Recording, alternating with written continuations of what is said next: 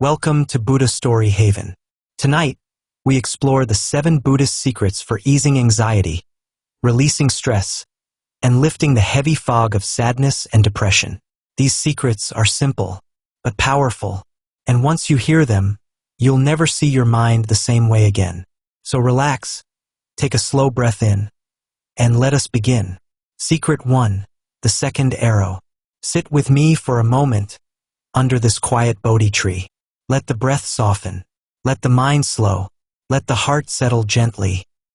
I will tell you a teaching that has saved many souls from fear, from anxiety, from sorrow. A teaching about the second arrow.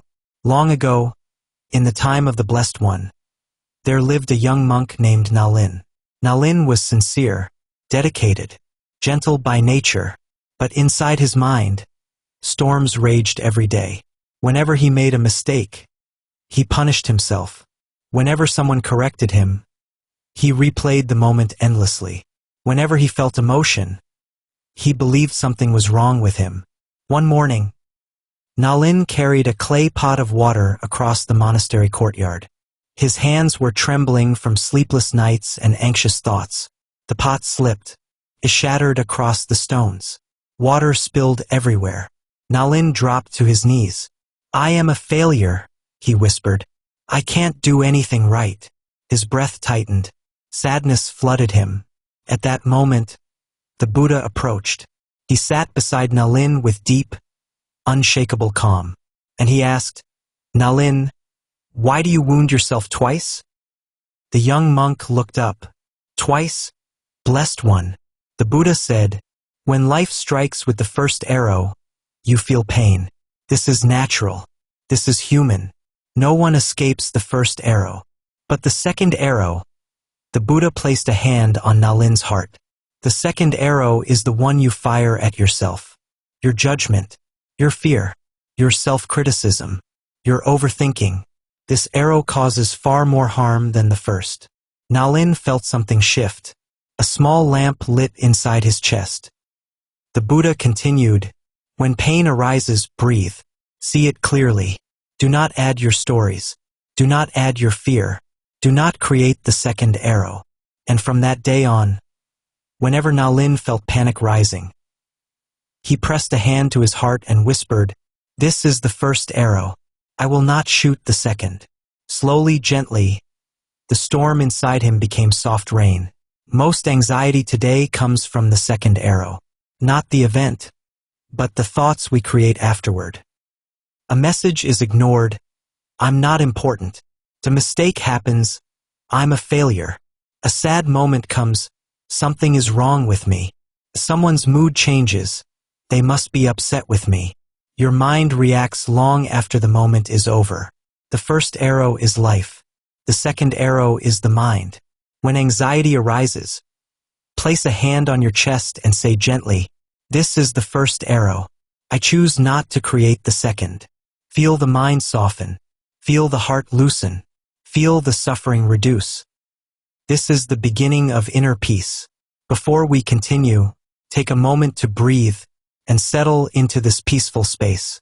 If these stories bring you comfort, if they help calm your mind or soften your heart, please consider subscribing to Buddha Story Haven. Your support helps this channel grow, so more people around the world can find peace in these teachings. And I would love to know where you are listening from. Please share it in the comments. Whether you are listening from a busy city, quiet home, a long night shift, or a small room where you're seeking peace, your presence here matters. So, subscribe if you haven't already, and comment below where in the world you're listening from. Thank you for being here. Secret 2, the empty boat. Come closer. Listen to the river. Let the world grow quiet around you. I will share a teaching that frees the heart from anger and fear, and especially from the anxiety of taking things personally. A monk named Sona once crossed a wide river at dawn. The sky was pale. Mist drifted above the water like soft white breath. The river was silent, peaceful, still. Sona paddled slowly, lost in meditation. Then suddenly another boat slammed into his. hard, violent, unexpected. Sona erupted in anger. What kind of fool is out here? Watch where you're going. Are you blind? But as the mist cleared, he saw the truth. The boat was empty. No rower, no person, no intention, no insult, just an empty vessel drifting with the current. All his anger instantly dissolved. It evaporated like fog in the sun. He whispered to himself, "How many times in my life have I shouted at empty boats?" And from that moment on, whenever someone hurt him with words or actions, he reminded himself gently, the boat is empty. People are drifting in their own storms, their own fear, their own stress, their own confusion. Most of what bumps into us is not personal. It is simply a collision with someone else's suffering. In today's world, the empty boat is everywhere. Someone cuts you off in traffic, someone snaps at you at work, someone ignores your message, someone seems distant, someone cancels plans as someone speaks harshly. Your mind says, "They're attacking me. They don't care about me. I must have done something wrong." But almost always, their boat is empty. They are stressed, tired, distracted, afraid, overwhelmed, lost in thought. Their behavior is about their life, not yours. When someone's actions hurt you, breathe and whisper softly, "The boat is empty." Feel how the chest loosens. Feel how the mind calms. Feel how quickly peace returns. Secret 3. You are not your thoughts.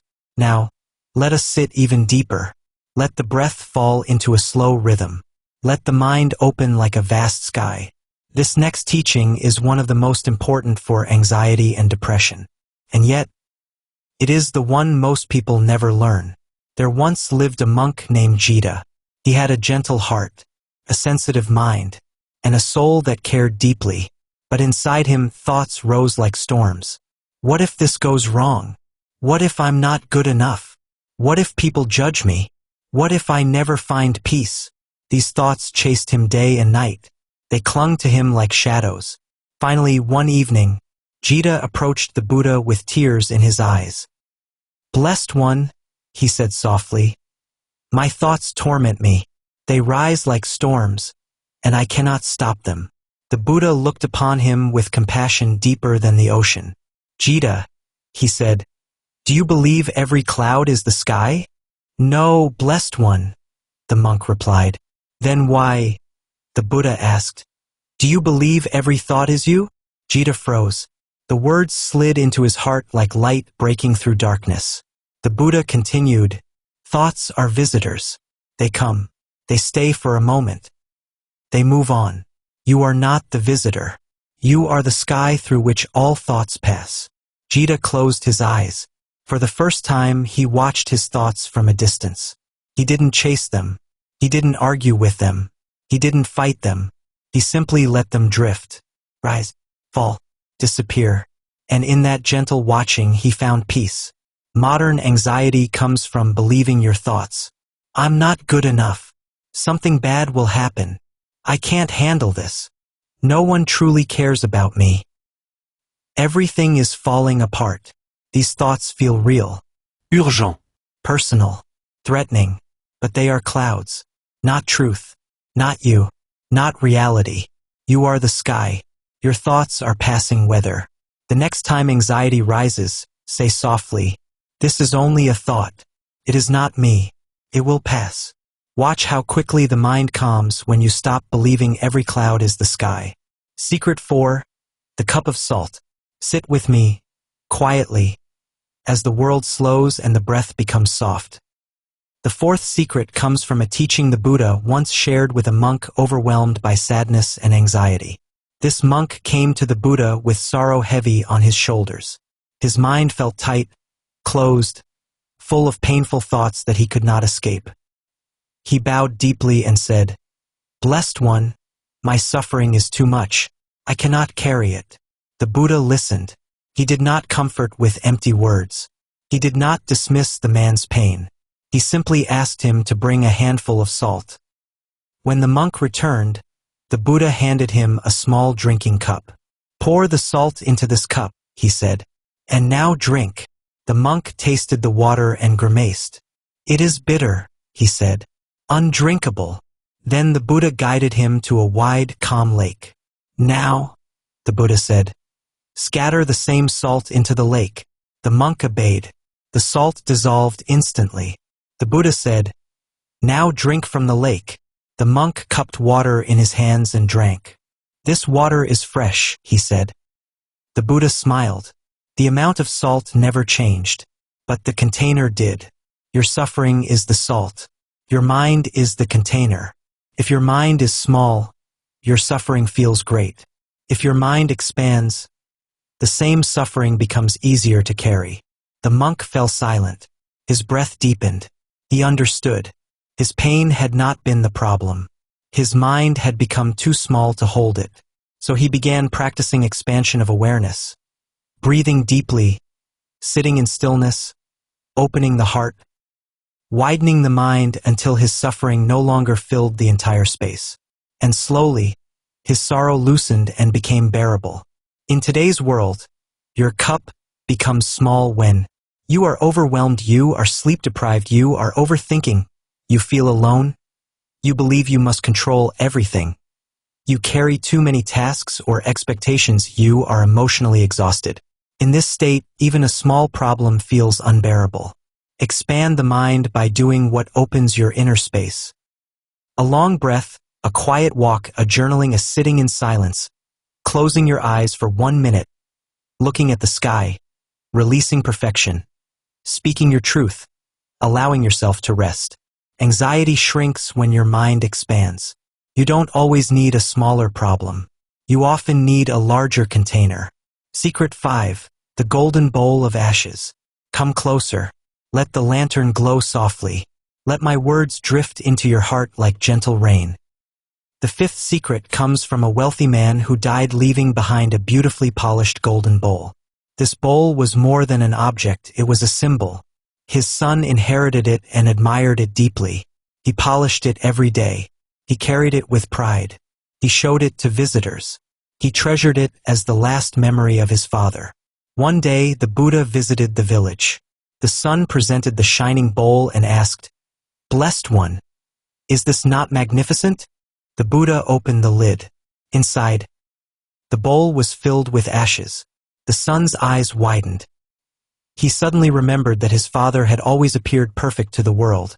But inside, he had been full of unspoken sorrow, anger, and unresolved pain. The Buddha said gently, "This bowl is like many people, beautiful on the outside, polished for others to see. But inside, they carry ashes they have never faced." The son felt tears gather. For the first time, he understood that healing does not come from polishing the outside. Achievements, appearance, approval, but from cleaning the inside. That day forward, he began a new practice, sitting with his own ashes, facing his own hidden pain, allowing his heart to open and cleanse itself through honesty, courage, and compassion. And slowly, the inside of his bowl became clean. In today's world, we polish the outside constantly. We pretend to be okay. We keep smiling while hurting inside. We act strong when we feel weak. We hide our sadness. We avoid talking about depression. We perform happiness. That we try to impress others. We bury emotions deep. But anxiety and depression grow when the inner world is ignored.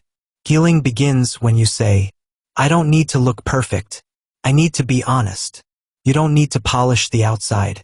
You need to clean the inside, slowly, gently, with compassion. This is how people heal. This is how depression loosens. This is how anxiety softens. This is how the heart finally breathes. Secret 6. The gift you do not need to accept. Sit with me a while longer.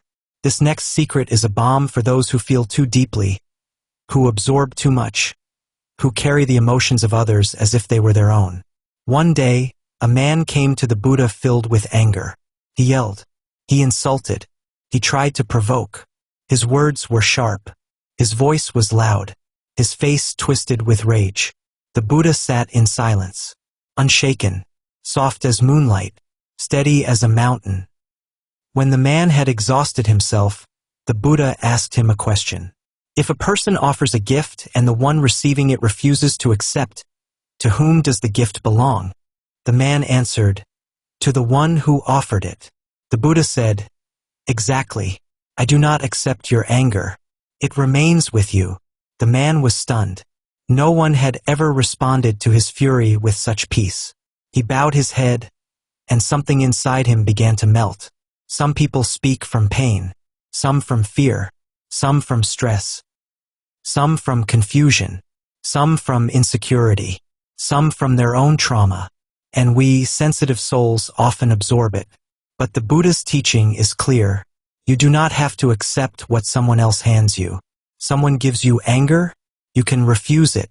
Someone gives hostility, you can refuse it. Someone gives blame, you can refuse it. Someone projects their fear onto you, you can refuse it. Say quietly inside your heart, this is theirs, not mine. You are allowed to walk through the world without picking up every stone others throw. This is protection. This is wisdom. This is freedom for an anxious heart. Secret 7. The bamboo that bends. For the final secret, let us listen to the wind as it moves through the bamboo grove. A tall oak tree once stood proudly beside a slender bamboo stalk. The oak was strong, rigid, massive, unafraid. The bamboo was soft, flexible, quiet, humble. One night, a great storm came. The sky roared. The wind howled. Lightning split the darkness. The oak fought the storm with all its strength. It stiffened. It resisted. It refused to bend. But the bamboo swayed with the wind. It bent. It moved. It flowed with the storm's force instead of resisting it. By morning, the mighty oak had broken, but the bamboo stood untouched, still, peaceful, alive. The Buddha taught, the mind that resists life breaks. The mind that flows survives. When anxiety comes, we resist. When sadness rises, we resist. When stress builds, we resist. When life changes, we resist. But resistance amplifies suffering. Depression deepens when we fight our emotions. Anxiety increases when we fight uncertainty. Stress intensifies when we fight what is happening. Be the bamboo. Allow the emotion to move through you. Let the fear rise and fall. Let the sadness come and go. Let the moment happen without fighting it. You do not need to break. You only need to bend. Gently, softly. Like bamboo in the wind. This is resilience. This is emotional strength. This is inner peace. You have now heard the 7 Buddhist secrets to easing anxiety, softening stress, and lifting the heavy fog of depression. Let these teachings rest quietly in your heart. Let them breathe inside you. Let them guide you toward compassion, toward clarity, toward peace. If these teachings brought you comfort, please subscribe to Buddha Story Haven, so these stories find you again whenever you need them. May you be calm. May you be safe. May you be free from suffering. May your heart be light. May you awaken to the peace already within you. Thank you for listening, and may you sleep in stillness and in peace.